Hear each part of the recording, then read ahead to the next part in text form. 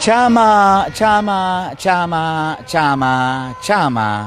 cha mpira wa miguu, ama chama cha Simba Sports Club, ama chama cha mafanikio, ama chama cha maendeleo, chama Clatous Mwamba Lusaka.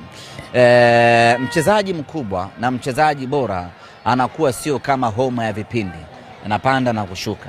Mchezaji mkubwa, mchezaji bora anakuwa na consistency, anakuwa na mwendelezo chanya. Ndicho ambacho Chama anakifanya. Ndio maana haishangazi kuona ana mechi 5 mfululizo anakuwa nyota wa mchezo. Na hili ni jambo ambalo linapaswa kuingizwa katika historia ya mpira wa Tanzania. Na tungependa kumpa taarifa hii Rio Ferdinand ya kwamba katika ligi ya Tanzania kwa mara ya kwanza duniani mchezaji amekuwa mchezaji bora wa mchezo mara 5 mfululizo. Nafahamu iko nafasi nyingine ya waandishi kufanya interview na Rio Ferdinand. Kwa hiyo waandishi waende wakamuulize hili swali Rio, wewe ni mchezaji mkubwa duniani, umecheza kwa muda mrefu na mashindano mengi, umewahi kuona mchezaji anakuwa mchezaji bora mara 5 mfululizo wa mechi? A very simple question.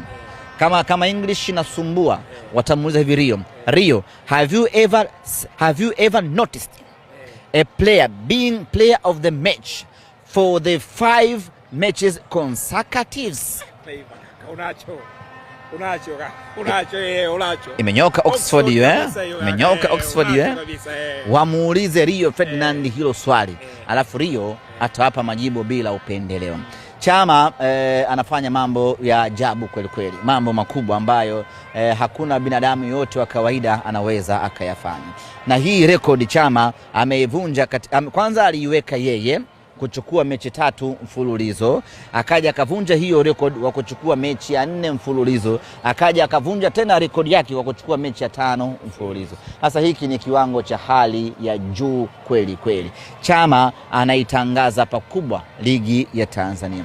Na kama Chama anaweza kuchukua tuzo 5 mfululizo, au tufanye tu tuzo 5 kachukua Chama, na katika ligi ya Tanzania hakuna mchezaji ambaye amechukua tuzo 5, tafsiri yake, a very simple tafsiri, Chama ndiyo MVP wa ligi ya Tanzania msimu huu.